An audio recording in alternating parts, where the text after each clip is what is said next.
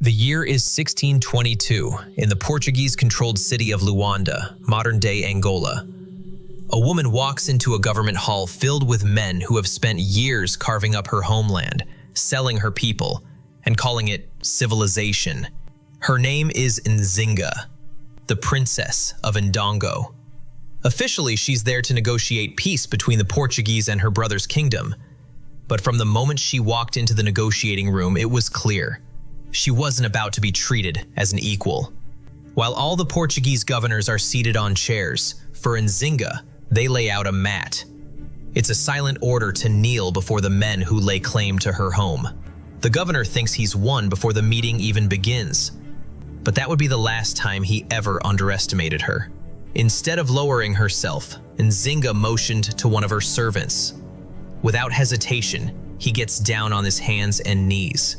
And Nzinga spends the entire meeting sitting on his back, looking the governor directly in his eye. No one in the room had ever seen anything like it. While her brother, the king, was erratic and cruel, Nzinga was calm, controlled, and calculating. She knew how to play the game, and she played to win. That single move didn't just flip the power dynamic between her and the Portuguese. It was the first sign that Nzinga was destined to be much more than just a pawn in her brother's fight. Because soon after, Nzinga would seize her brother's throne, command an army of over 80,000 men, and outsmart a global empire for nearly 40 years. Unlike the women who tried to rule before her, she wouldn't take the title of queen. She knew a queen was just a king's wife. She wanted absolute power. So she took the title of Angola, the name used by all the kings before her, and became one of the most powerful rulers Africa had ever seen. This is the story of a queen who had to become a king to save her people when no one else could. Long before Nzinga was even born, the Portuguese were already carving their way across modern-day Angola. They came chasing gold, slaves, and valuable crops like coffee. To the rest of the world, the Portuguese claimed to be bringing civilization to Ndongo, but everyone knew what it really was: colonization. Nzinga was born right in the middle of the chaos.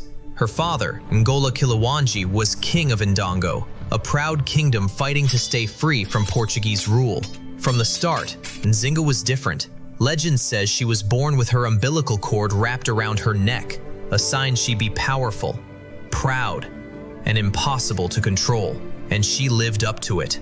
While other girls were taught to be wives, Nzinga was taught to be a warrior.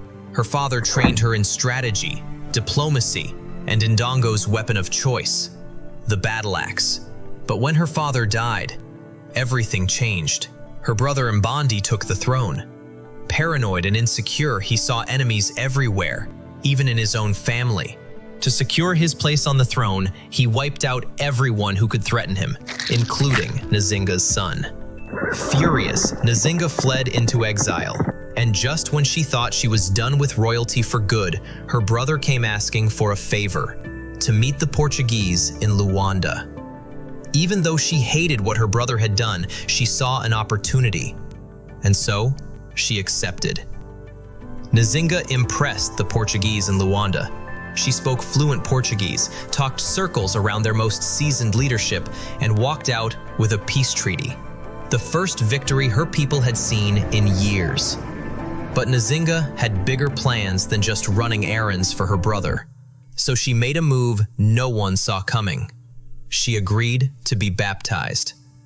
Her decision had nothing to do with faith, though. It was all strategy. A strategy to give her more influence and power among the Portuguese. And for a while, it worked. But peace with colonizers never lasts. Soon enough, the Portuguese broke the treaty, and not long after, Nzinga's brother, the king, was found dead. Suddenly, the throne was empty, and Nzinga moved fast. She got rid of her nephew, the rightful heir, and claimed the crown for herself. But she refused to call herself queen, as so many expected. To her, that title meant nothing more than a king's wife, not a ruler. Instead, she called herself Ngola, the title of all the kings before her. And with that, she became something few Europeans had seen before: a woman with absolute power. The only problem was the kingdom she had taken over was in chaos. While the Portuguese looked for every opportunity to steal its land and its people, if she truly wanted to rule, she'd have to rebuild it all from the ashes. Nzinga's new title made her a target. The Portuguese saw her as a threat. Her rivals were furious that a woman sat on the throne, and before long, she was driven from her own homeland. But instead of retreating, Nzinga changed her strategy. She married a brutal warlord, gaining his entire army in exchange. Then she merged it with her loyal soldiers and set her sights on the neighboring kingdom of Matamba. In less than 4 years, Nzinga and her army conquered Matamba and made it her new headquarters. Now, she commanded warriors from 3 kingdoms.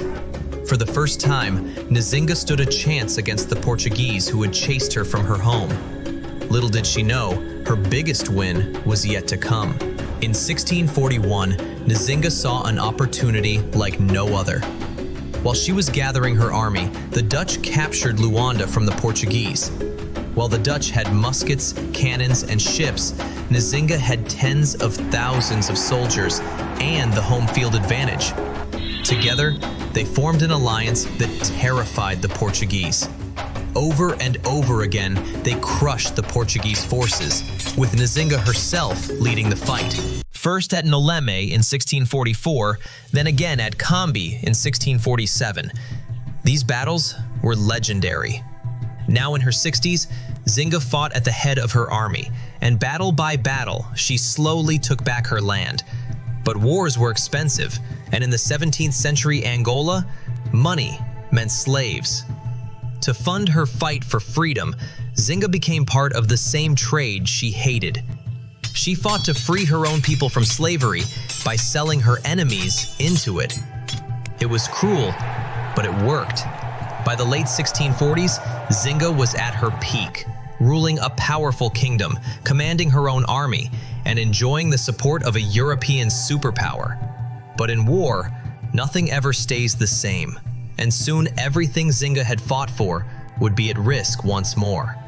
By 1648, the game changed again. A massive Portuguese fleet sailed from Brazil and recaptured Luanda from the Dutch. Just like that, Nzinga's strongest ally was gone. For most, that would have been the end. But Nzinga wasn't just any other king. She adapted quickly, pulling her armies into the countryside and breaking them into smaller groups. Instead of trying to gain more territory, she used guerrilla warfare to defend what she had already conquered. And when the Portuguese tried to push into her territory, she disrupted their supply lines, poisoned their wells, and used her spy network to make life in Angola a nightmare. For years, the Portuguese tried to break her. They even kidnapped her sister and held her hostage. But Nzinga refused to surrender. Even so, decades of war had taken their toll. Now in her 70s, Nzinga knew she wouldn't survive another fight to the death. Her next battlefield would be the negotiating table. In 1656, after almost 40 years, both sides were exhausted. So they met once more to negotiate peace.